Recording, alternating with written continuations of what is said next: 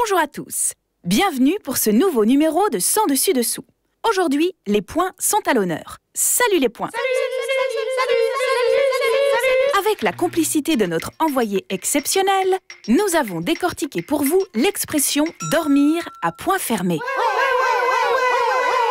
Sans plus attendre, les explications en images. Lorsqu'une personne dort profondément, on dit qu'elle dort à point fermé. En voilà une curieuse façon de dormir. Et oui, un point, c'est forcément fermé. Vous avez déjà essayé d'avoir le poing ouvert? Eh bien, ça donne une main, tout simplement. En fait, cette expression est composée de deux termes, point et fermé, qui réunis ensemble expriment la même idée et viennent la renforcer. Cela s'appelle une redondance. L'autre fantaisie de cette expression est que lorsque nous avançons dans les phases du sommeil, notre tonus musculaire disparaît complètement. On aurait donc tendance à croire que la personne qui a ses poings fermés serait plutôt tendue, en proie à d'inquiétants cauchemars. L'origine de cette expression reste incertaine. Toutefois, une des hypothèses viendrait des bébés qui dorment profondément avec leurs petites mains fermées. C'est donc l'image d'un sommeil libéré de toute tension qui est exprimée ici. Et où trouve-t-on les premières traces de cette expression? Dans le Père Goriot de Balzac. Et oui, écrit en 1834. Voilà une enquête rondement menée. Mais qu'en est-il chez nos voisins européens? Aujourd'hui, nous allons en Italie. Je laisse donc ma place à Marino.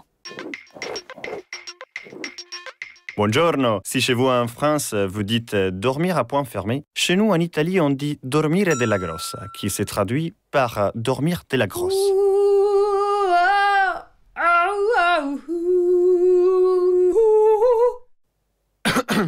Oui, donc de nos jours, cette expression n'est pas la plus répandue.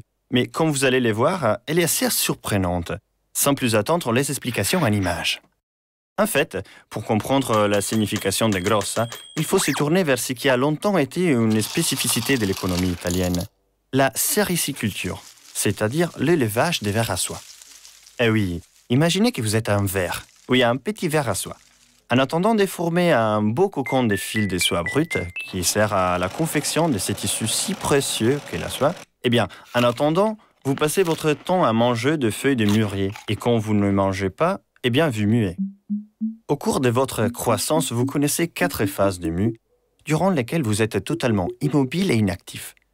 Et c'est la 3e de ces phases, qui est la plus longue, qui s'appelle la grossa.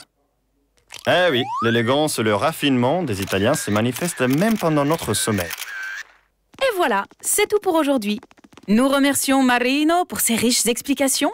Quant à moi, je vous retrouve la semaine prochaine. Et d'ici là, dormez bien.